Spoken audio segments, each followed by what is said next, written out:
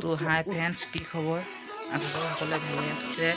তো আজি গৰু বিহু গা ধুৱাবলৈ ওলাই আছোঁ। এতিয়া গৰু গা ধুৱাবলৈ যাবলৈ ওলাইছোঁ।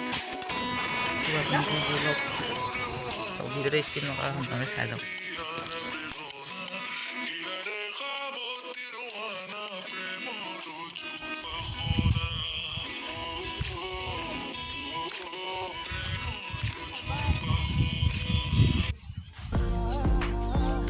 গৰু লৈ গৈ আছোঁ। পিছত আনি আহি আছে।